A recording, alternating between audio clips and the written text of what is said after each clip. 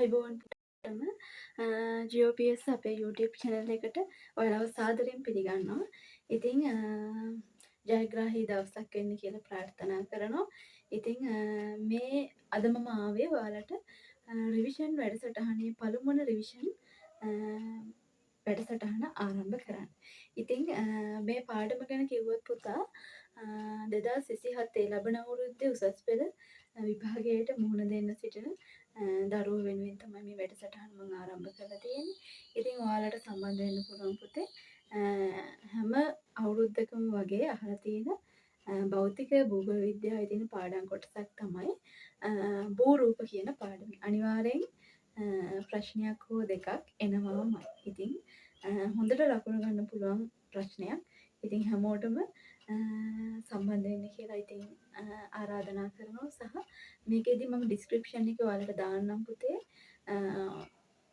අපේ අද කරන පාඩමට අදාළ PDF එක ඔයාලට ඩවුන්ලෝඩ් කරගෙන ආන්සර් ෂීට් එක ළඟට අරගෙන පාඩමත් එක්ක සම්බන්ධ වෙන්න පුළුවන්. මේ පාඩමේ පුතේ තිතටම මුල ඉඳලා හැම කොටසක්ම මම ආවරණය වෙන විදිහට කරගෙන යන්න තමයි බලාපොරොත්තු වෙන්නේ. ඉතින් සම්බන්ධ වෙන්න පුළුවන් ඔයාලට. අපි එහෙනම් යමු වැඩි කතා නැතුව පාඩමට. මාතෘකාව ලියා ගන්න පුතේ. භූ රූප කියලා භූ රූප පාඩම. හරි. භූ රූප පාඩම. පුතා අපි ඉන්නේ පෘථිවිය මත ජීවත් වෙන ජීවීන්නේ. අපේ පෘථිවියේ ඉන්නවා පුතේ විවිධාකාර මිනිස්සු. අපි කියනවානේ මිනිස්සු විවිධාකාරයි කියලා. එහෙම නේද? එතකොට විවිධාකාරයි උස් අය ඉන්නවා, කළු අය, මිටි අය, සුදු අය, එක එක જાති අය ඉන්නවා. ඉතින් ජීවත් වෙන මිනිස්සුත් විවිධාකාරයි නම් අපේ පෘථිවිය විවිධාකාර වෙන්නේ නැද්ද? පෘථිවිය දැන් අපි කියනවානේ අභ්‍යවකාශයේ ඉඳන් බලනකොට හරි ලස්සනට පේන ග්‍රහ ලෝකයේ නිල් ග්‍රහයා කියලා අපි හඳුන්වන පෘථිවිය. එහෙම නේද? ඉතින් පෘථිවිය මෙච්චර ලස්සනට පෙවුනට ඇත්තටම මෙච්චර ලස්සනට පෙවුනට ඇත්තටම පෘථිවිය හරියටම මට සිරුටු වෙච්ච වෘතයක් නැත්තම් ගෝලාකාර වැස්මක් විදිහටද තියෙන්නේ. මේකේ නැත්ද දැන් අපි කියනවා ව්‍යවහාරයේ විදිහට පෘථිවිය ගෝලාකාරයි කියලා. හරි. ඒ වුණාට මේතන නැද්ද උස ප්‍රදේශ? පෘථිවියේ තියෙන අනිවාර්යයෙන්ම නේද කඳු ප්‍රදේශ, කඳු වැටි සහිත ප්‍රදේශ, ඒ වගේම නැද්ද ගැඹුරු ප්‍රදේශ? තියෙනවා අනිවාර්යයෙන්ම ආරියානා ආගාදේ වගේ ගැඹුරු ප්‍රදේශයක් තියෙන. එහෙනම් හරියටම පෘථිවිය ගෝලාකාරයිද කියන පොඩි ප්‍රශ්නයක් එනවා අනිවාර්යෙන්ම. ඉතින් මේ පුතා මේ අපේ පෘථිවිය නිර්මාණය වෙලා තියෙන විදිහ. හරි. ඒතර දීර්ඝ කාලයක් තිස්සේ අවුරුදු බිලියන 4.5ක් විතර තිස්සේ මේ විදිහට අපේ පෘථිවිය නිර්මාණය වීගෙන එන්නේ. ඉතින් විවිධ බලවේග වලට හසු වෙලා තමයි මේ විදිහට අපි දකින අද පෘථිවිය නිර්මාණය වෙන්නේ. ඉතින් මෙහෙම පෘථිවිය මත විවිධ භූමි ස්කන්ධ තියෙනවා විවිධ උස් පහත් වීම් සහිතව. අපි මේ භූමි ස්කන්ධයන්ට කියනවා පුතා භූ රූප කියලා. භූ රූප. පෘථිවියේ තියෙනවා කඳු ගැට සහිත ප්‍රදේශ. කඳු වැටි තියෙනවා. ඊට පස්සේ බෑවුම් සහිත ප්‍රදේශ තියෙනවා. ඊට පස්සේ ආගාධ සහිත ප්‍රදේශ තියෙනවා. විවිධාකාර භූමි ස්කන්ධයන් තියෙනවා. මේවට අපි සමස්තය වශයෙන්ම කියන්නේ මොකද්ද? භූ රූප කියලා. හරි? භූ රූප කියලා. ඉතින් මේ භූ රූප එක ඇවිල්ලා විභාගයට අහන ප්‍රශ්නයක් නෙමෙයි. මම අහන්නේ ඒක අපේ පාඩම හරියට තේරුම් ගන්න නම් අපි භූ රූපයක් කියන එක දැනගෙන ඉන්න ඕන නේද? හරි. පළවෙනි ප්‍රශ්නේ බලන්න එහෙනම් මම අහන්නේ භූ රූපයක් කියන්නේ මොකද්ද කියලා. භූ රූපයක් කියන්නේ මොකද්ද කියලා. පුතාලා ලියා ගන්න. ලියා ගන්න පළවෙනි ප්‍රශ්නෙට භූ රූපයක් කියන්නේ කුමක්ද කියලා අහලා තියෙන ප්‍රශ්නේ. ලියා ගන්න පුතේ. මෙහෙම ලියා ගන්න. පෘථිවි පෘෂ්ඨයේ විවිධ ක්‍රියාවලිය නිසා නිර්මාණය වී ඇති උස් පහත් වීම් සහිත භූමියේ විවිධ ස්වරූපයන්ය. හරි. උදාහරණ ලියා ගන්න. කඳු වැටි, සානු, ඊට පස්සේ බෑවුම් ආගාද මේ සමස්තයටම තමයි අපි කියන්නේ මොකද්ද? භූ රූපයක් කියලා. භූ රූපයක් කියලා.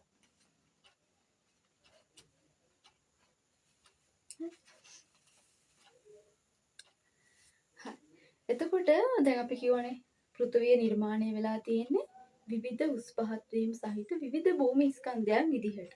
අපි ඒවට සමස්තයක් විදිහට භූ රූප කියලා කියනවා. එතකොට බිලියන 4.5ක් තිස්සේ මේ විදිහට පෘථුවිය නිර්මාණය වෙන්න එකපාරටම බෑ. නේද? එකපාරටම බෑ. මේ අපි දකින ලස්සන පෘථුවිය, හරි ලස්සන දර්ශනීය පෘථුවි ග්‍රහලෝකය නිර්මාණය වුණේ මොනවා හරි බලවේග වලින්. අනිවාර්යයෙන්ම ප්‍රධාන බලවේග දෙකකින්ලු මේ විදිහට අපි දකින පෘථුවිය නිර්මාණය වෙලා තියෙන්නේ. හරි?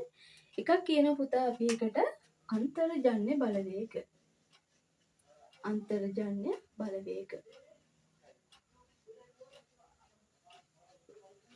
හරි? අන්තර්ජන්‍ය බලවේග. දැන් ඔය මේ අපි ගමුකෝ උදාහරණයකින් මම පැහැදිලි කරන්නම් හැම වෙලාවටම හැම තිස්සෙම ඔයාලගේ පාඩමක් ලේසියෙන්ම ඔළුවට දාගන්න අනිවාර්යෙන්ම කරන්න ඕන දෙයක් තමයි විවිධ උදාහරණ අරගෙන ඒ පාඩම් කොටස ඔළුවට දාගන්න. ඒක හරි සාර්ථක ක්‍රමයක්. හරි? මම මේ හැමතිස්සෙම එහෙම කියන්නේ ඒකයි. අපි මේ වටේ පිටේ තියෙන දේවල් වලින් අපිට කෙටි ක්‍රම අපි හොයාගන්න ඕනේ.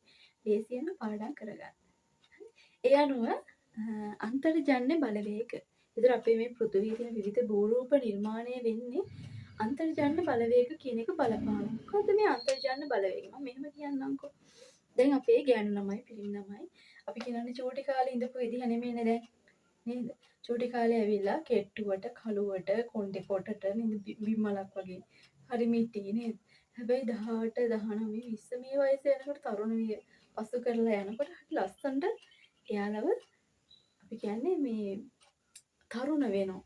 උස යනවා, ලස්සන වෙනවා නේද? සමහර අයට මෙහෙම කියනවා. දැන් ඔයාලගේ යාළුවෝ එහෙම ඉන්න පුළුවන්. අපි කියන විවිධ ආලේපන වර්ග නේද? නැත්නම් යාළුවා අපිට මෙහෙම හිතමු. උදාහරණයක් විදිහට කොලජන් ශරීරයේ අභ්‍යන්තරයට දෙනවා. විවිධ සප්ලිමන්ට් ගන්නවා. හරිද? එහෙම අරගෙන යාළුවව සුදු වෙනවා. කොණ්ඩේ වැවෙනවා නේද? එහෙම වෙනවා. ඒක ඇවිල්ලා ශරීරයේ බාහිර ලස්සන වෙනවා. හැබැයි යා අභ්‍යන්තරයට තමයි මොකක් හරි දෙයක් අපි කියන්නේ සප්ලිමන්ට් දෙනවා. ශරීරයේ අභ්‍යන්තරයටයි දෙන්නේ. හරිද? ඒ වගේ තමයි අපේ පෘථිවිය. අපේ පෘථිවියේ අපි මේ උස් පහත් වීම සහිතව මේ දැකපු භූ රූපය මේ දැකපු භූ රූප නිර්මාණය වෙන්න බලපානවා අන්තර්ජන්‍ය බලවේගය කියන එක. ඒ කියන්නේ මේ පෘථිවිය අභ්‍යන්තරයේ ඇතුලේ තියෙන මොනවා හරි බලවේග හේතුවෙන් පෘථිවිය මත විවිධ වෙනස් වීම් වලට ලක් කරනවා.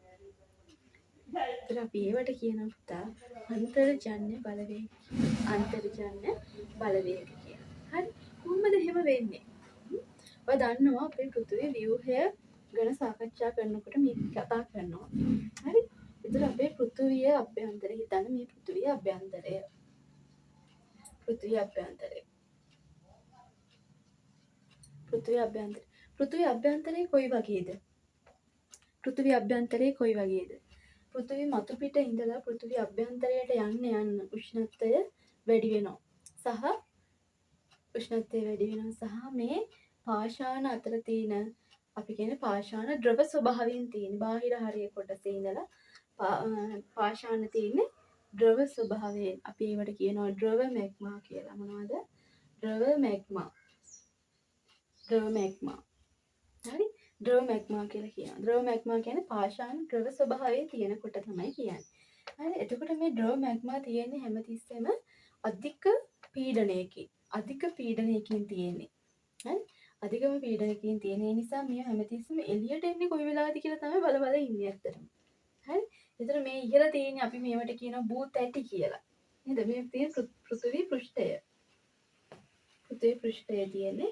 එතකොට මේව තියෙන්නේ ඝන ස්වභාවයෙන් නේද? කබොල ඝන ස්වභාවයෙන් තියෙන මේ පහළ හරිය තියෙන්නේ ද්‍රව මැග්මා විදිහට. එතකොට මේ ද්‍රව මැග්මා වල සිදුවෙන පුතේ විශේෂ ක්‍රියාවලියක්. හරි? ඒක නිකන් මෙන්න මේ වගේ. මේක දැන් අධික තාපයෙන් සෙල්සියස් අංශක සාමාන්‍යයෙන් 6000 විතර උෂ්ණත්වයකින් තමයි තියෙන්නේ. එතකොට මේවා ද්‍රව ස්වභාවයේ ඊට පස්සේ අධික පීඩනයෙන් තියෙනකොට තාපය නිකුත් කරනවා ඉහළට මේ විදිහට. තාපය ඉහළට ගමන් කරනවා. හරි? ඉහළට ගමන් කරනකොට දැන් මේ පහළ ප්‍රදේශවලට සාපේක්ෂව ඉහළ ප්‍රදේශවල උෂ්ණත්වය අඩුයිනේ. උෂ්ණත්වය අඩුයි. එතකොට ඉහළට ගියාට පස්සේ තාපය අඩු වෙනවා. හරි? එතකොට සිසිල් වෙනවා. හරි?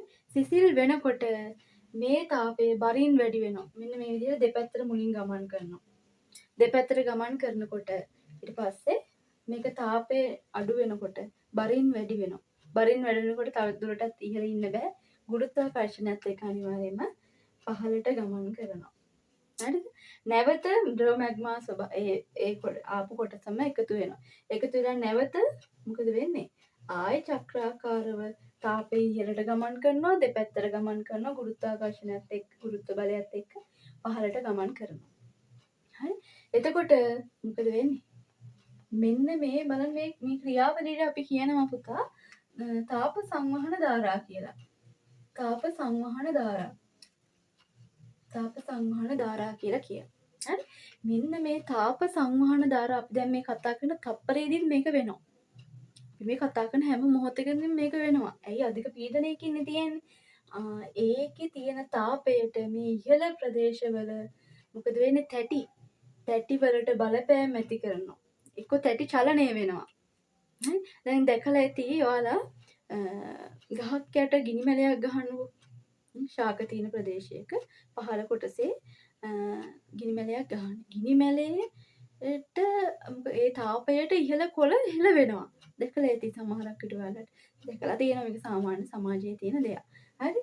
එතකොට අන්න ඒ වගේ තමයි මේ පෘථිවි අභ්‍යන්තරයේ තියෙන ද්‍රව ස්වභාවයේ මැග්මා වල තාපයට මේ තාප සංවහන ධාරා නිකුත් වෙනවා.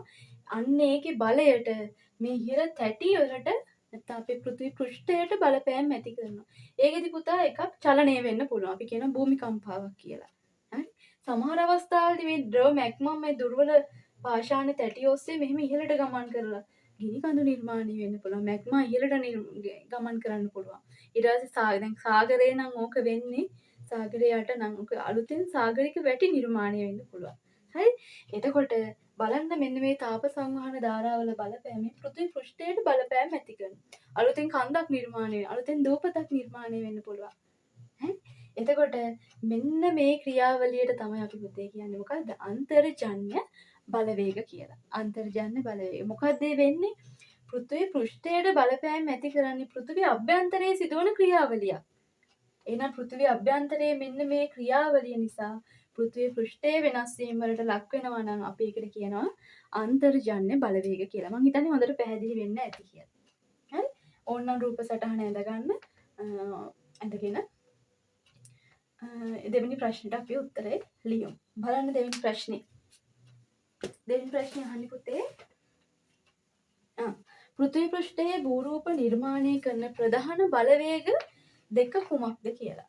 පෘථිවි පෘෂ්ඨයේ භූරූප නිර්මාණය වෙන්න බලපාන ප්‍රධාන බලවේග දෙක ලියා ගන්න. එක අන්තර්ජන්‍ය බලවේග, දෙක බහිර්ජන්‍ය බලවේග. බහිර්ජන්‍ය බලවේග. බහිර්ජන්‍ය බලවේග.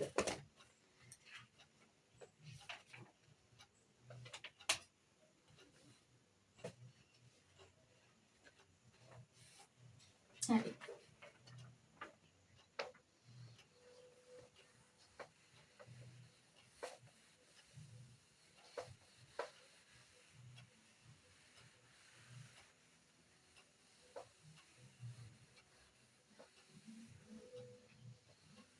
බහිර්ජන්‍ය බලවේග.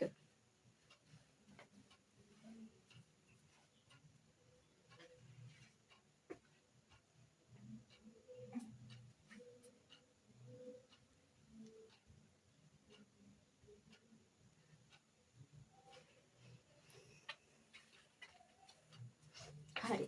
ඊළඟ ප්‍රශ්නට යමු පුතේ. ඊළඟ ප්‍රශ්නට යමු.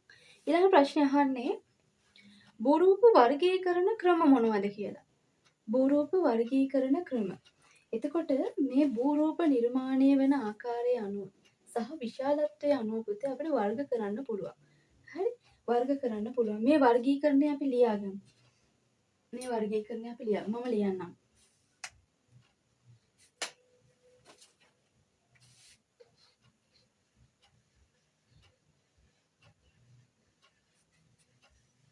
භූරූප ප්‍රධාන වශයෙන් කොටස් දෙකයිනේ.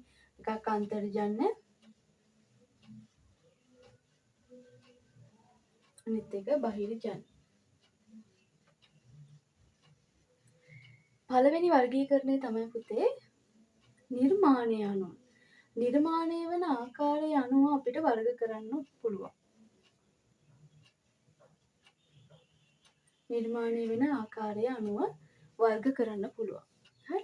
ඒතර අන්තර්ජන්‍ය බලවේග නිර්මාණය වෙන ආකාරය අනුව අපිට බෙදන්න පුළුවන් ප්‍රධාන කොටස් දෙකකට. එකක් තමයි කෙටි කාලීන. කෙටි කාලීන. අනිත් එක තමයි දීර්ඝ කාලීන. දීර්ඝ කාලීන වශයෙන්. හරි? දීර්ඝ කාලීන වශයෙන්. ඒ කියන්නේ අන්තර්ජන්‍ය අර පෘථිවිය ඇතුලේ සිදුවන ක්‍රියාවලියෙන් නිර්මාණය වෙන්න පුළුවන් කෙටි කාලයකින් භූරූප. ඒ වගේම දීර්ඝ කාලයකින් භූරූප නිර්මාණය වෙන්නත් පුළුවන්. හරි? දැන් කෙටි කාලයකින් නිර්මාණය වෙන ඒවාට අපිට කියත හැකි අපි ගමු යමහල් විදාරණය නිසා, ගිනි කඳු විදාරණය නිසා කෙටි කාලයකින් භූරූපයක් නිර්මාණය වෙනවා. එතකොට භූමිකම්පාවක් නිසා නිර්මාණය වෙන්න පුළුවන්. ඊළඟට දීර්ඝ කාලයක් තිස්සේ අපි ওই දකින කඳු පද්ධති නිර්මාණය වෙන්න බලපාන්නේ අන්තර්ජන්‍ය බලවේග. ඒතර මේවා නිර්මාණය වෙන්න දීර්ඝ කාලයක් ගත වෙනවා. ඊළඟ කාරණය තමයි බහිර්ජන්‍ය බලවේග. බහිර්ජන්‍ය බලවේග නිර්මාණය වෙන ආකාරය අනුව අපිට වර්ග කරන්න පුළුවන්. එකක් සුළං නිසා නිර්මාණය වෙන්න පුළුවන් බහිර්ජන්‍ය බලවේග. හරි? ඒක වැඩිදුර අපි ඉදිරියට කතා කරමු. ජලය නිසා නිර්මාණය වෙන්න පුළුවන්. ග්ලැසියරයක් නිසා නිර්මාණය වෙන්න පුළුවන්. ග්ලැසියර් නිසා නිර්මාණය වෙන්න පුළුවන්. ඊළඟට අපි ගමු හුණුගල් ආශ්‍රිතව භූරූප නිර්මාණය වෙනවා. සහ තරංග ආශ්‍රිතව. නේද? සාගරයේ තරංග ආශ්‍රිතව භූරූප නිර්මාණය වෙන්න පුළුවන්. ඔන්න එක වර්ගීකරණ ක්‍රමයක්. ලියා ගන්න. එක වර්ගීකරණ ක්‍රමයක්.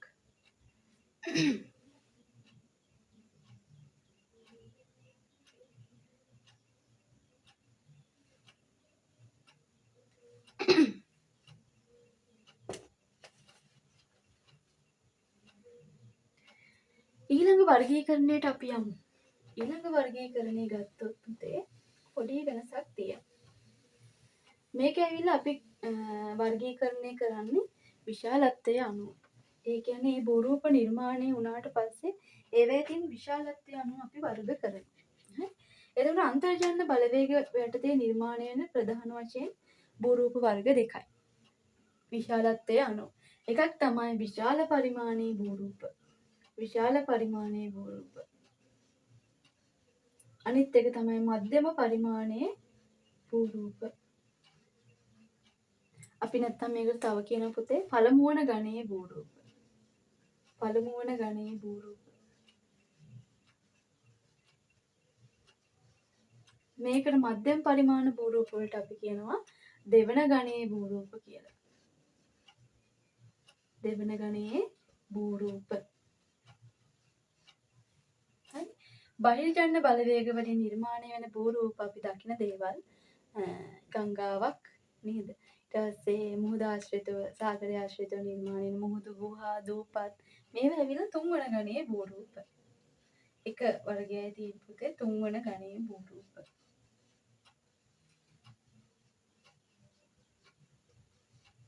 තුන්වන ගණයේ භූරූප. මේ විදිහට තමයි නිර්මාණය වෙන්නේ භූරූප. මෙන්න එහෙනම් භූරූප අපිට වර්ගීකරණය කරන්න පුළුවන්. එකක් තමයි නිර්මාණය අනුව. නිර්මාණය අනුව වර්ග කරොත් එහෙම කොහොමද? කෙටි කාලයකින් නිර්මාණය වෙන භූරූප, දීර්ඝ කාලයකින් නිර්මාණය වෙන භූරූප විදිහට. ඊට පස්සේ විශාලත්වය අනුව මේක වෙනස් වෙන්න ඕනේ. විශාලත්වය අනුව වර්ග කරොත් එහෙම විශාලත්වය අනුව වර්ග කළොත් ඇවිල්ලා පළමු වන ගණය, දෙවන ගණය සහ තුන්වන ගණයේ භූරූප. එතකොට පළමු වන ගණයේ භූරූප තමයි ඇවිල්ලා මොනවද? අපේ මහද්වීප ස්කන්ධ සහ සාගර ද්‍රෝණි. සරලව කිව්වොත් මහද්වීප සහ සාගර ටික නිර්මාණය වුණේ පළමු වන ගණයේ භූරූප විදිහට. දෙවන ගණයේ භූරූප විදිහට තමයි ඔය මධ්‍ය සාගරික වැටිය, සාගරික වැටි. ඊට පස්සේ පලිහ, ඊට පස්සේ යමහල් භූරූප. නේද? ඒව නිර්මාණය වෙන්නේ දෙවන ගණයේ භූරූප විදිහට. තුන්වන ගණයේ භූරූප විදිහට තමයි අපි බහිර්චන්න බලවේග යටතේ කතා කරන සුළඟ මගින්, ජලය මගින්, තරංග මගින් නිර්මාණය වෙන විවිධ භූරූප හඳුන්වන්නේ. හරි? මම හිතනවා පැහැදිලි වෙන්න ඇති කියලා. අපි ඊළඟ ප්‍රශ්නට යමු.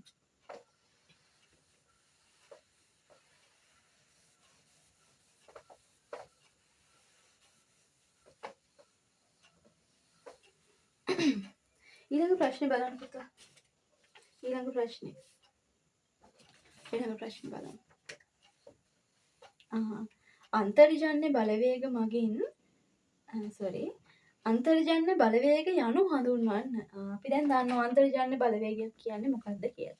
ලියා ගමු අපි. අන්තර්ජන්‍ය බලවේග යනු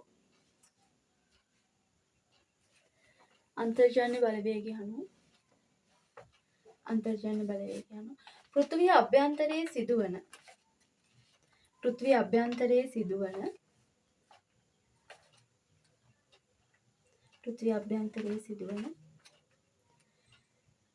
විවිධ ක්‍රියාවලි නිසා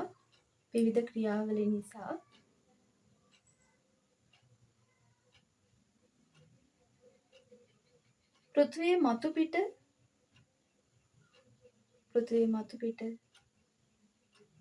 මෙහෙම ලියාගමු.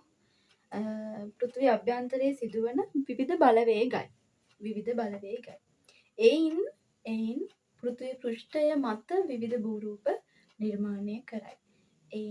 පෘථිවි පෘෂ්ඨය මත විවිධ භූරූප නිර්මාණය කරයි.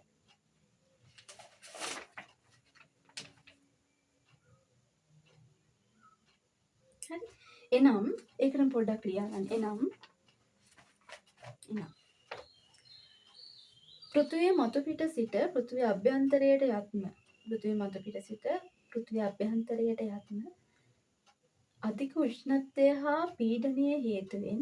අධික උෂ්ණත්වය හා පීඩනය හේතුවෙන් පාෂාණ ද්‍රව ස්වභාවයෙන් පවතී. ඒවා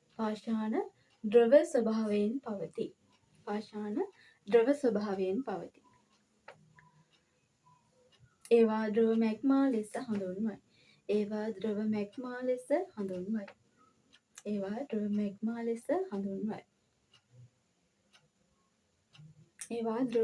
ලෙස හඳුන්වයි.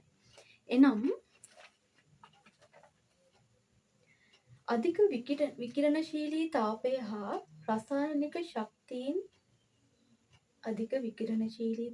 හා රසායනික ශක්තීන් හේතු කරගෙන මෙම ද්‍රව මැග්මා වල තාපය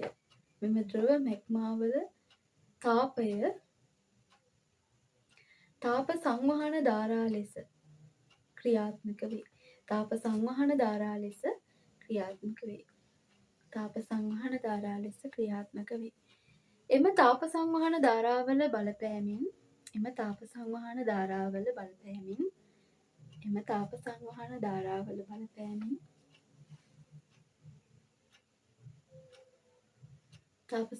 ධාරාවල බලපෑමෙන් පෘථිවි පෘෂ්ඨය විවිධ විපර්යාසවලට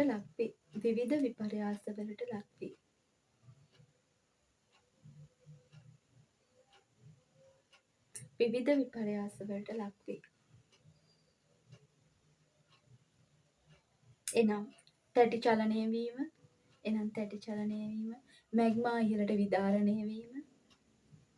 මැග්මා ඉහළට විදාරණය වීම වැනි. එය අන්තර්ජන්‍ය බලවේග ලෙස හඳුන්වයි. හරි.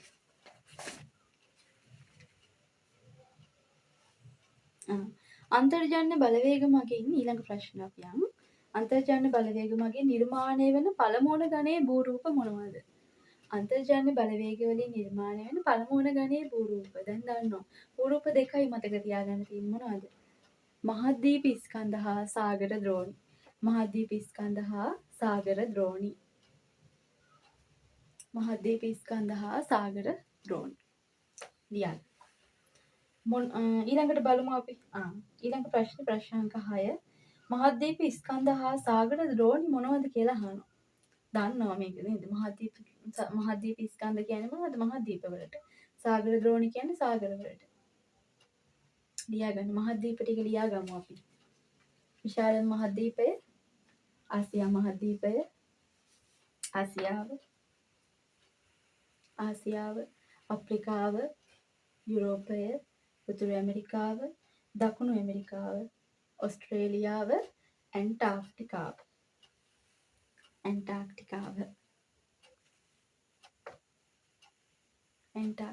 හරි. ඊළඟට සාගර ද්‍රෝණි 5යි. සාගර ද්‍රෝණි 5යි ලියා ගන්න. පැසිෆික් සාගරය විශාලතම සාගරය අපේ. පැසිෆික් සාගරය, ඉන්දියන් සාගරය,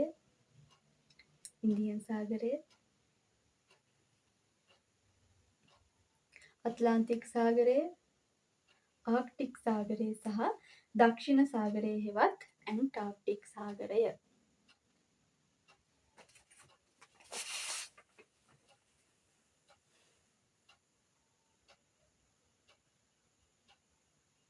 හරි. මම හිතනවා ලියාගෙන ඇති. ඊළඟට අපි යමු ප්‍රශ්න අංක 7. අහන්නේ මහද්වීප හා සාගර ද්‍රෝණි නිර්මාණය වීම පිළිබඳ පවතින මතවාද මොනවාද? මහද්වීප හා සාගර ද්‍රෝණි නිර්මාණය සම්බන්ධව තියෙන මතවාද. පුතේ අපි ඕනම දෙයක් ගැන මතවාද ඉදිරිපත් කරන්න පුළුවන් සහ ඊට සාක්ෂි ඉදිරිපත් කිරීමත් අනිවාර්යයි. එතකොට මේ අතීතයේ මේ භූ විද්‍යාඥයෝ අපේ පෘථිවිය ගැන හරි හෙවිල්ලෙන්දී ගවේෂණය කළා. හරි.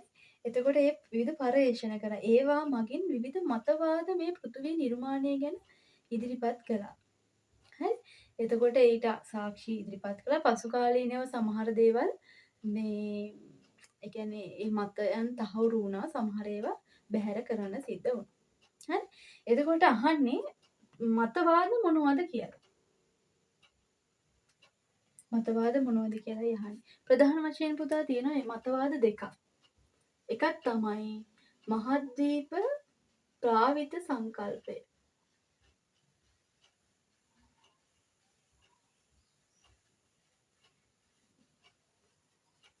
මහද්වීප ප්‍රාවිත සංකල්පය කියලා එකක් තියෙනවා.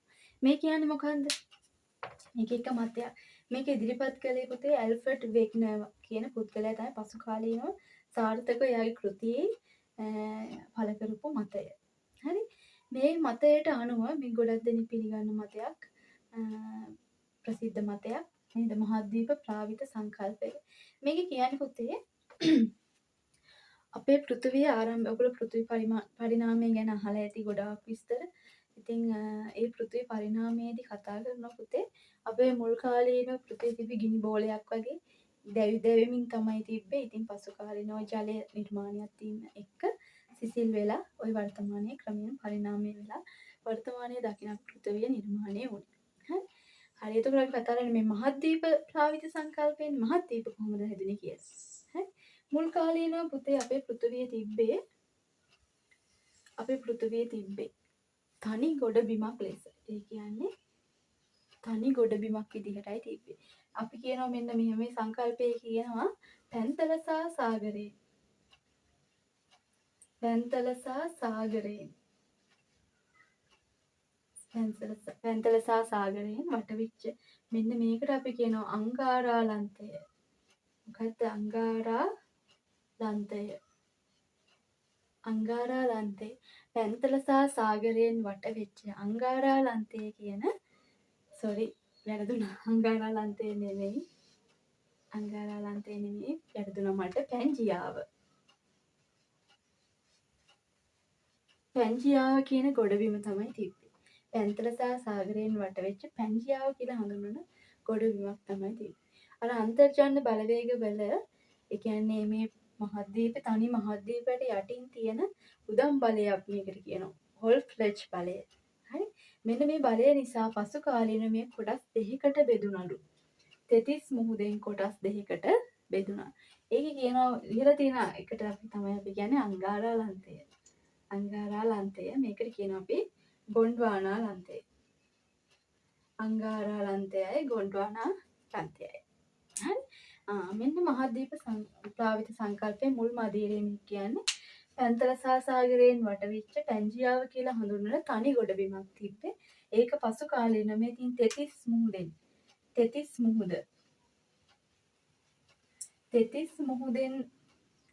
තෙතිස් මුහුදෙන් වෙන්වෙච්ච අංගාරාලන්තයයි ගොන්ඩ්වානාලන්තය විදිහට තමයි කොටස් වුනේ. පසු කාලීනව දැන් මේ කොටස් වීමක් දැක්ක නේද?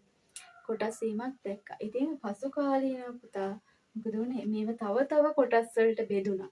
තව කොටස් වලට බෙදුනා. බෙදිලා අපි දැන් දකින වර්තමාන මහද්වීප 7 නිර්මාණය වුණා. ඔයාලා දන්නවද දැන් තව මහද්වීපයක් හඳුනාගෙන තියෙනවා. මට මතක විදිහට නව ශ්‍රීලන්තයේ ආශ්‍රිතව තියෙන ඒ දූපත් ටික එකතු කරලා තියෙන්නේ ඕස්ට්‍රේලියාව ආසන්නේ. මේක ඇවිල්ලා යෝජනා කරලා තියෙනවා මේක මහද්වීපයක් විදිහට නම් කරන්න. නමුත් තාම අපි ඉගෙන ගන්න මහද්වීප 7යි කියලා. හරි. එතකොට මේවා තව කොටස් වලට කැඩුනා. මෙන්න අන්තර්ජාන බලවේගවල බලපෑම. අන්නේ සංකල්පයට තමයි අපි පුතේ කියන්නේ මොකද්ද? මහද්වීප ප්ලාවිත සංකල්පය. පැහැදිලිද? අපි බලමු ප්‍රශ්නේ පොඩ්ඩක්.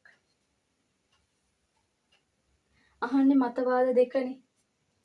එක තමයි දැනට ලියාගන්න මහද්වීප ප්ලාවිත සංකල්පය. දෙක තමයි තැටි භූකාරක කල්පිතය. මම මේක පැහැදිලි කරන්න දැනට ලියාගන්න. තැටි භූකාරක කල්පිතය. තැටි භූකාරක කල්පිතය. අපි බලමු මහද්වීප ප්ලාවිත සංකල්පය කෙටියෙන් හඳුන්වමු අපි.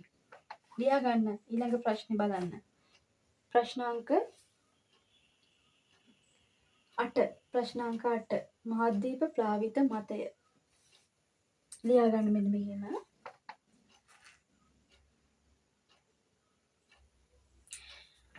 පෘථුවියේ මහද්වීප හා සාගර නිර්මාණය පිළිබඳව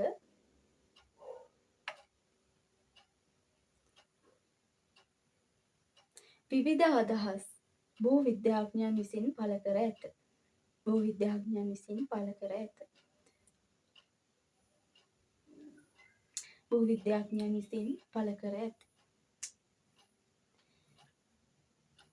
එවැනි භූවිද්‍යාඥයන් ලෙස ෆ්‍රැන්සිස් බේකන්,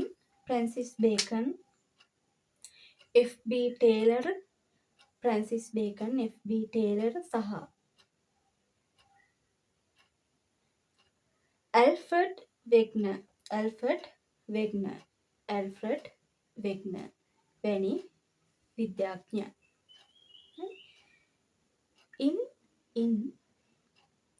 ඇල්ෆ්‍රඩ් වෙග්නර් විසින් ඉදිරිපත් කළ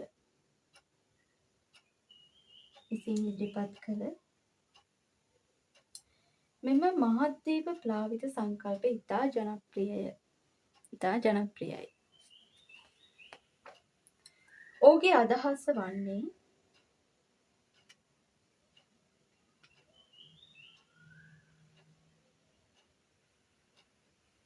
අභ්‍යන්තරික උදම් බලය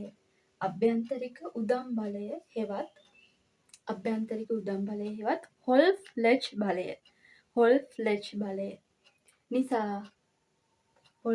බලය නිසා ඝනත්වයෙන් වැඩි ග්‍රැනයිට්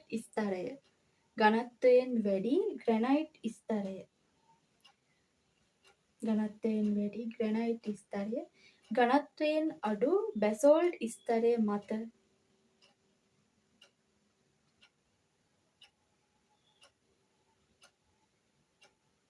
ප්ලවනය වන අතර ඒ පසු කාලීනව කොටස් වලට වෙන් වී යන බවයි. එහිදී සඳහන් කරන්නේ අතීතයේ අපේ පෘථුවිය අතීතයේ පෘථුවිය මේක කියන්නේ පුතා පැන්තල සහ සාගරයෙන්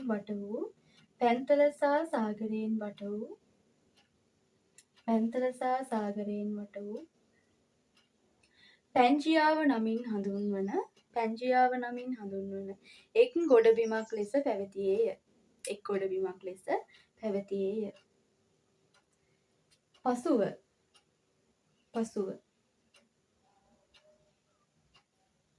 මෙම අභ්‍යන්තරික බලවේග නිසා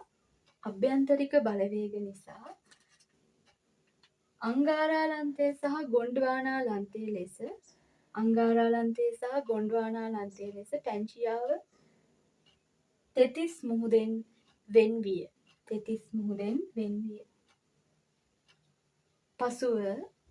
පසුව වර්තමානයේ අපි දකින මහද්වීප 7 භූයුග ගණනාවකින් පසුව නිර්මාණය විය. ඒක තමයි පුතා අපි මේ වර්තමානයේ දකින්නේ. හරි? මං හිතන්නේ පැහැදිලි වෙන්න ඇති.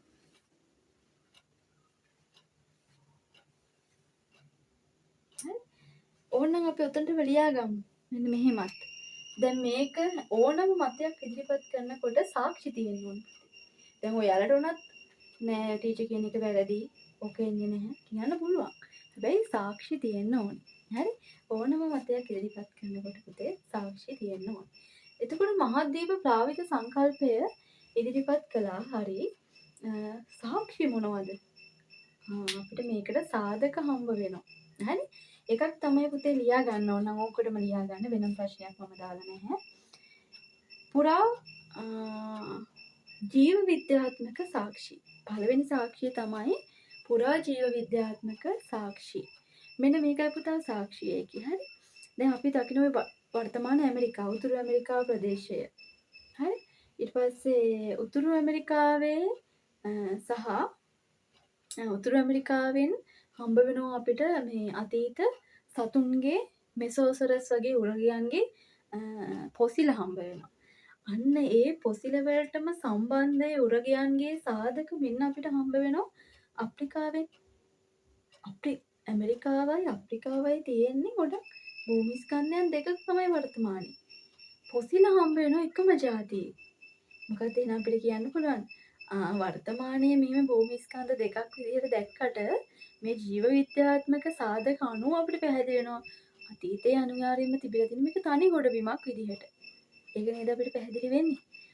ඔන්න එක සාධමත් එක ගාන කියාගෙන යනවා ලොකුවට අවශ්‍ය නැති නිසා.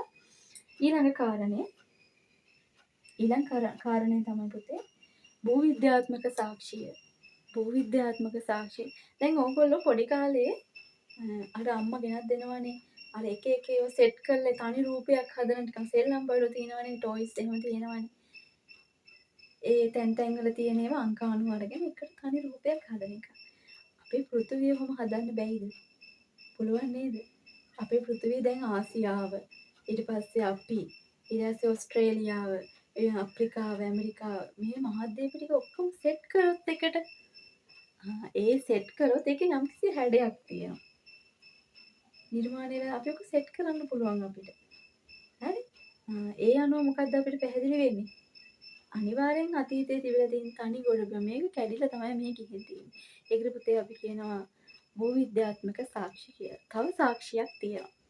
තව සාක්ෂියක් තියෙනවා. ඒක තමයි දේශගුණ විද්‍යාත්මක සාක්ෂි. දැන් ඇල්ෆර්ඩ් වෙග්නර් කියලා කියන්නේ දේශගුණ විද්‍යාඥයෙක්. ඉතින් එයා ඒ පිළිබඳව හොඳටම හදාරන කෙනෙක්නේ. එයාට කියන්න පුළුවන් අපේ කාන්තාරවල අපි දැන් උෂ්ණ කාන්තාර කියලා එකක් තියෙනවනේ දන්නව නේද? උෂ්ණ කාන්තාර දන්නවනේ. මේ උෂ්ණ කාන්තාරවල මුල්ම අවධිය ගත්තොත් ශීතයිලු. ඒ කියන්නේ උෂ්ණ කාන්තාරවලුත් අපිට ශීත කාලයට නැත්නම් ශීත දේශගුණයට අදාළ සාධක හම්බ වෙනවා. ඒකෙන් අපි කියනවා අතීතයේ මේක තනි ගොඩ බිමක තනි දේශගුණයක් සහිතව තියෙන්නේ නැති දැන් මෙහෙම වෙනස් වුණාට කියලා. එහෙනම් මේ මහද්වීප ප්ලාවිත සංකල්පය පැහැදිලි කරනවා පුරා ජීව විද්‍යාත්මක සාධක වලින් ඊට පස්සේ දේශගුණ විද්‍යාත්මක සාධක සහ භූ විද්‍යාත්මක සාධක වැඩි.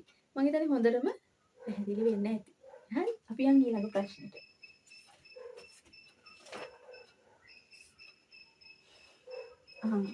ඊළඟට කතා කරමු පුතා අපි තැටිබූකාරක කල්පිතය. තැටිබූකාරක කල්ප මම මේ කලින් කිව්වා. කලින් මම මේ කතා කරා ඇත්තරම නෙමෙයි අපි දැන් අන්තර්ජාන බලවේග හඳුන්වනකොට මේ කොටස කතා කරනවා. ඉතින් කවන්නේ අපි ආයෙ කතා කරමු. තැටිබූකාර මෙන්න දෙවෙනි මතය.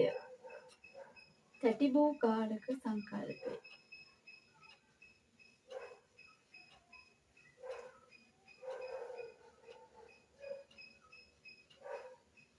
තැටිබූකාරක සංකල්පය. නැත්නම් තැටිබූකාරක කල්පිතය කියලා කියනවා. මේකේ මොකද්ද වෙන්නේ පුතේ? මේකේ මොකද්ද වෙන්නේ? තැටිබූකාරක කල්පිතයේදී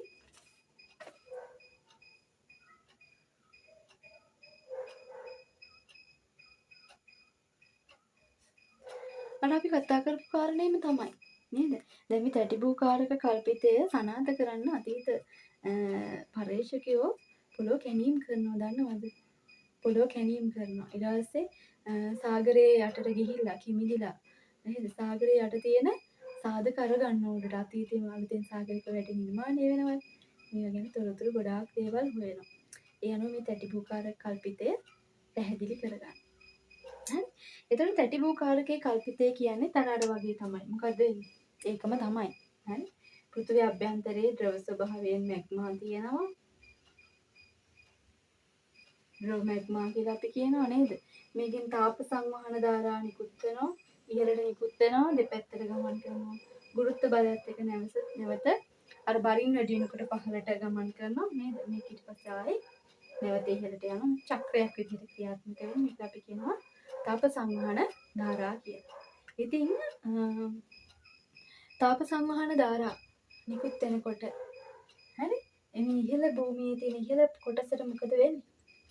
ඉහළ කොටසට තාපයට අර සෙල වෙන්න ගන්නවා චලනය වෙන්න ගන්නවා තැටි. හරි? මේ චලනය නිසා මෙන්න මේ තැටි එකිනෙකින් වෙන් වෙනවා එකිනෙක දෙසට ගමන් කරනවා එකිනෙකින් නැතිලා යනවා. විවිධ ආකාරයට නිර්මාණය වෙනවා. මෙන්න තැටිබූකාරක කල්පිතය. හරි? ඒ අනුව ඔය තැටි චලනය වෙනවා ප්ලවනය වෙනවා. ඒ තැටිබූකාරක කල්පිතයෙන් තමයි අපිට කියන්නේ වර්තමානයේ අපි දකින භූ තැටි නිර්මාණය වෙන්න ගත්තේ තැටිබූකාරක කල්පිතය නිසා. ඒ අනුව ප්‍රධාන සහ අප්‍රධාන භූ තැටි අපි හඳුනා ගන්නවා. මොනවද ප්‍රධාන භූ තැටි? ලේසි මතක තියාගන්න. මහද්වීප 6යි එක සාගරයකුයි එකතු කරන් තියෙන්නේ. ඉන්දු ඕස්ට්‍රේලියානු භූ තැටි අපි ඉන්නේ එකේ. ඊට පස්සේ යුරේෂියානු තැටිය. ඊට පස්සේ අප්‍රිකානු තැටිය. උතුරු ඇමරිකානු දකුණු ඇමරිකානු තැටිය. ඊට පස්සේ ඇන්ටාර්ක්ටික් තැටිය සහ එක සාගරික තැටියක් තියෙනවා කිව්වනේ. මොකද්ද? පැසිෆික් තැටිය. හරි මෙන්න තැටි. ඊට අමතරව තව අප්‍රධාන තැටිත් ඔය ඇස් තියෙනවා. මොනවද? කොකස් තැටිය. අරාබි තැටිය, පිලිපීන තැටිය. නේද? ඉරාන තැටිය. මේ වගේ අප්‍රධාන තැටි රාශියකින් සහ ප්‍රධාන තැටි 7කින් තමයි අපි මේ දකින වර්තමානයේ මහද්වීප සහ සාගර නිර්මාණය වෙලා තියෙන්නේ. හරි? මම හිතන්නේ පැහැදිලි වෙන්න ඇති. අපි යන් එහෙනම් මේ ප්‍රශ්නෙට තැටිබූකාරක කල්පිතය කෙටියෙන් හඳුන්වන්නලු.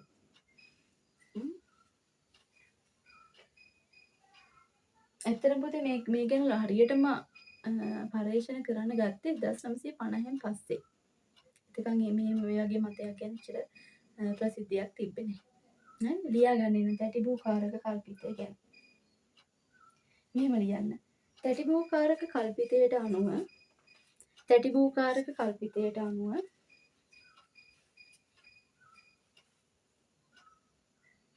තැටිබූකාරක කල්පිතයට අනුව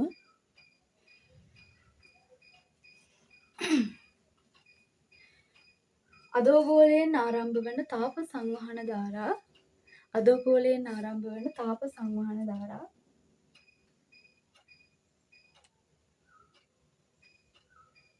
සිරස්ව ඉහළට ගමන් කොට පසුව දෙපසට ගමන් කොට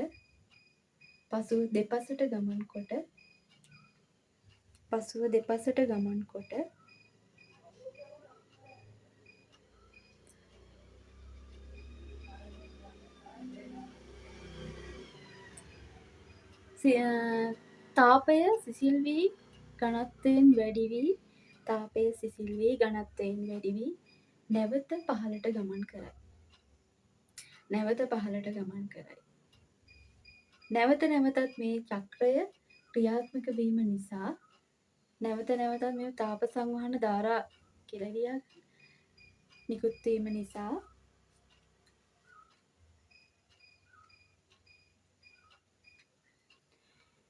ඉහළ පෘථිවි පෘෂ්ඨයේ තියෙන ඉහළ තැටි චලනය වීම සිදුවේ. තැටි චලනය වීම සිදුවේ.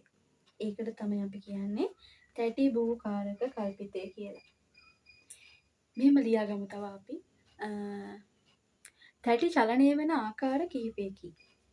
මේ තැටි භූකාරක කල්පිතයමයි මේක තියෙන්නේ. හරි තැටි චලනය වෙන ආකාර කිහිපයක එකක් අපසාරී චලන, අபிසාරී චලන, තීරයක් චලන. අපසාරී, අபிසාරී, තීරයක් චලන. හරි. ඊළඟ ප්‍රශ්නේ බලමු.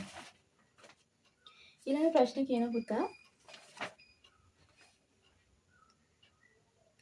10 වෙනි ප්‍රශ්නේ. තැටි භූකාරක කල්පිතයට අනුව පෘථිවි පෘෂ්ඨයේ නිර්මාණය වී ඇති ප්‍රධාන හා අප්‍රධාන භූ තැටි මොනවාද? දැන් කිව්වා අපි නේද? එතකොට මම කිව්වා ප්‍රධාන තැටි 7ක් සහ අප්‍රධාන තැටි කිහිපයක් තමයි තියෙන්නේ. ප්‍රධාන තැටි ලියාගමු අපි. ලියාගන්න. ඉන්දු ඕස්ට්‍රේලියානු භූ තැටිය, ඉන්දු ඕස්ට්‍රේලියානු භූ තැටිය, ඉන්දු ඕස්ට්‍රේලියානු භූ තැටිය,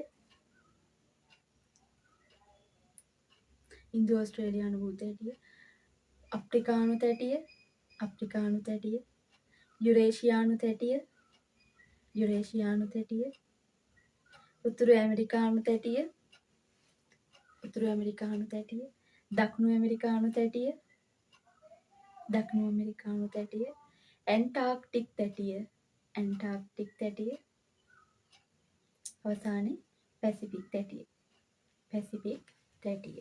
ඔය පුතේ අප්‍රධාන තැටි. ඊළඟට ප්‍රධාන තැටි, අප්‍රධාන තැටි ලියා ගන්න. කොකස් තැටිය, අප්‍රධාන තැටි, කොකස් තැටිය, ඉරාන තැටිය, ඉරාන තැටිය, පිලිපීන තැටිය, පිලිපීන තැටිය, ඊට පස්සේ අරාබි තැටිය, අරාබි තැටිය. හරි. ඊළඟ ප්‍රශ්නෙට යමු. ප්‍රශ්න අංක 11. තැටි භූකාරක කල්පිතයට අනුව තැටි චලනය වන ආකාර 3 මොනවාද? දැන් මේ තැටි භූකාරක කල්පිතය අපි කිව්වා සංවහන ධාරාවල බලපෑම නිසා තමයි මෙහෙම වෙන්නේ. තැටි චලනය වෙන්නේ. අපි තැටි භූකාරක කල්පිතය කියලා කිව්වනේ. තැටි භූකාරක කල්පිතයට අනුව මෙන්න තැටි චලනය වෙනවනේ. ඒක ආකාර 3කට චලනය වෙනවා. එක තමයි අපසාරී. අපසාරී. හරි? මම මේක ලේසි ක්‍රමයකින් කියලා දෙන්නම්. දෙවෙනි තැටිය තමයි අபிසාරී. අபிසාරී. තුන්වෙනි එක තමයි තීරයක්. හරි ලස්සන උදාහරණයකින් මම මේක පැහැදිලි කරන්නද? හරි? අපසාරී චලනය. අපි අපසාරී චලනයක් කියන්නේ හිතේ සෝරි මට වචන චුට්ටක් පැටලුණා. අපසාරී චලන කියලා කියන්නේ වෙන්වීමක්. දෙපැත්තට ගමන් කිරීමක් චලන. චලන දෙපසටයි ක්‍රියාත්මක වෙන්නේ. හරි? ඒ කියන්නේ හරියට හිතන්න ගෑනු ළමයෙකුයි පිරිමි ළමයෙකුයි FAI එකක් පටන් අරගෙන මට ඔයාව එපා මට මේක දැන් ඇති මේ FAI එක අපි නවත්තන්න අපි බ්‍රේක් අප් වෙමු කියලා කියනවනේ. හරිද? බ්‍රේක් අප් වුණාට පස්සේ එක දෙන්න එකට ඉන්නේ නැහැනේ. දෙපැත්තටයි ගමන් කරන්නේ. හරි? දෙපැත්තට ගමන් කරනවා. මෙන්න අපසාරී චලනයක් වෙන. බලන්න ඔයාලගේ අතරත් ඇති අපසාරී චලන වෙන අය. හරි? එන අපසාරී චලන වෙන්නේ දෙපැත්තටයි. හරි? එතකොට දෙපැත්තට චලනය වෙනවා නම් මොනවා වෙනව ඇද්ද? දැන් මේ පෘෂ්ඨයනේ. නේද?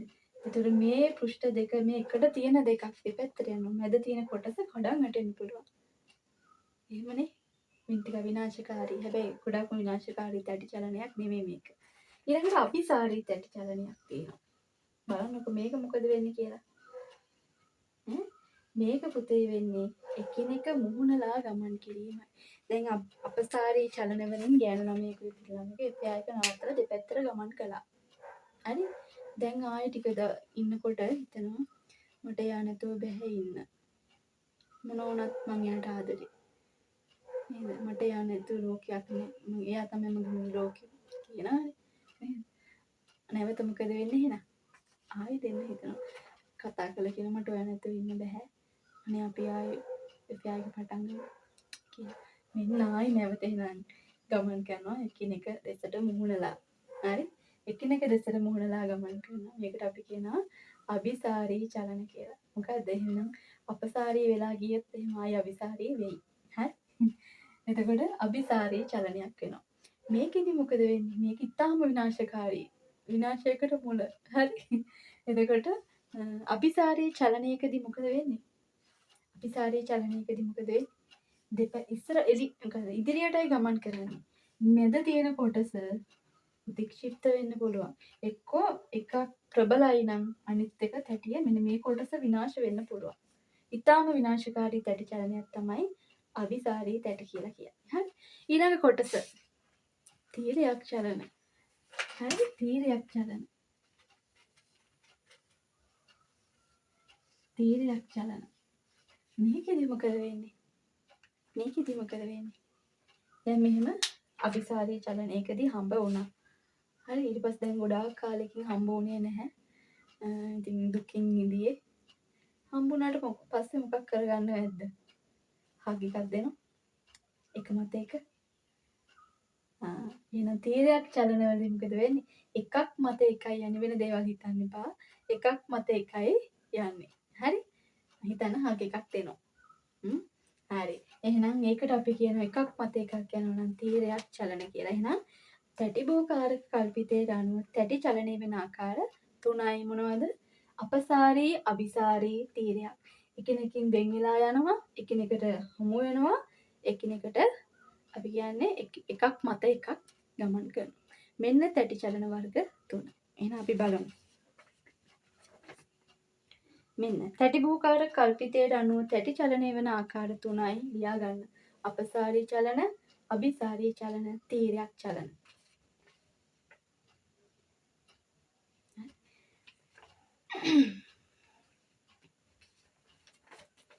අහන අපි ලියාගමු අපසාරී චලන කියන්නේ මොකක්ද කියලා ලියා ගන්න. ඊළඟ ප්‍රශ්න අංකේ. ප්‍රශ්න අංක 12 අපසාරී චලනය anu. ලියා ගන්න. අපසාරී චලනය anu ඕන මෙහෙම සරලව ඇඳ ගන්න. ඔකට අවශ්‍ය නැහැ. අපසාරී චලන කියලා කියන්නේ පුතේ තැටි දෙකක් එකිනෙකින් වෙන්ව දෙපසට ගමන් කිරීමයි.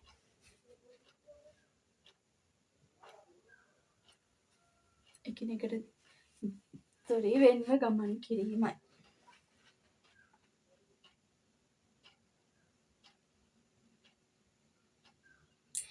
මේ ඒකටම ලියා ගන්න. එහිදී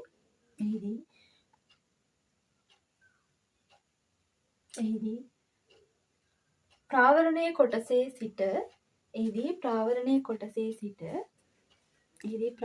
කොටසේ සිට මැග්මා ඉහළට ගමන් කොට අලුතින් සාගරික වැටි නිර්මාණය විය හැකිය.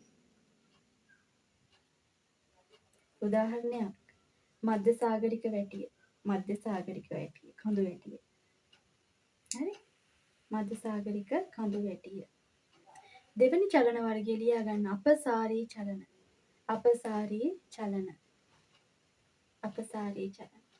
ලියා ගන්න අபிසාරී චලන.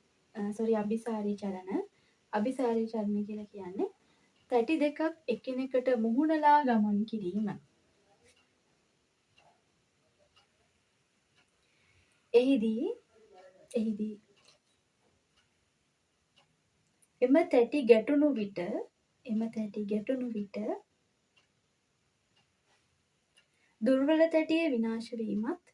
දුර්වල තැටිය විනාශ වීමත් ඊට මැදිවන ද්‍රව්‍ය විවිධ විපර්යාස වලට ලක්වීමත් සිදුවේ. එම නිසා එම නිසා ඉතා විනාශකාරී තැටි චලනයකි. එම නිසා ඉතා විනාශකාරී තැටි චලනයකි. අභිසාරී චලන නිසා නැමි කඳු මම කියන්නම් ඉස්සරහට. නැමි කඳු ආගාධ ඊට පස්සේ යමහල් දූපත් නිර්මාණය වේ. හරි. මොනවද යමහල් දූපතකට උදාහරණයක්? හවායි දූපත යමහල් විදාරණයෙන් පස්සේ නිර්මාණය වෙලා තියෙන දූපතක්. හවායි දූපත. නැමි කඳු මොනවද? සරලයි. අපි දකින කඳු වැටි. හිමාල කඳු වැටිය. කඳු ටිකක් ලියාගන්න. ඇපලේචියන්, අන්ඩීස්. ඊට පස්සේ ආගාධ, මරියානා ආගාධය. ඊට තීරයක් චලන ලියාගන්න. තීරයක් චලන වලට. තීරයක් චලන කියලා කියන්නේ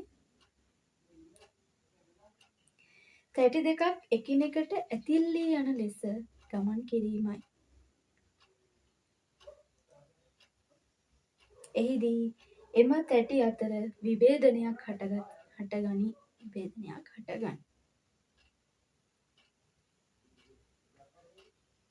හරි? මම හිතන්නේ තේරුම් යන්න ඇති. ඊළඟ ප්‍රශ්නේ. ඔය අපි ලියුවා ප්‍රශ්න අංක 14 වෙනකම්. 15 වෙනි ප්‍රශ්නේ. තැටි චලනය නිසා ඇතිවන දැන් මෙහෙම තැටි චලනය වෙනවා. ඒ නිසා ඇතිවන බලපෑම් දැනටමත් ඔයගලන්ට දන්නවා ඇති ඔයගොල්ලෝ. මොනවද? භූමිකම්පා හට ගන්න පුළුවන් නේ. භූමිකම්පා හට ගන්න පුළුවන්. නැමි කඳු දැන් කිව්වා අපි නැමි කඳු මේ නිර්මාණය වෙන්න පුළුවන්. යමහල් විදාරණය වෙන්න පුළුවන්. නැත්නම් ගිනි කඳු සක්‍රිය වෙන්න පුළුවන්. ලියා ගන්න එකට. ගිනි කඳු සක්‍රිය වෙන්න පුළුවන්. ඊට පස්සේ දූපත් ඡාප නැත්නම් යමහල් දූපත් නිර්මාණය වෙන්න පුළුවන්. දෙකම එකක්. ඊට පස්සේ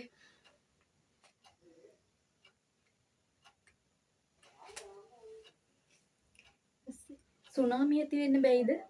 සුනාමි ඇති වෙන්න පුළුවන්.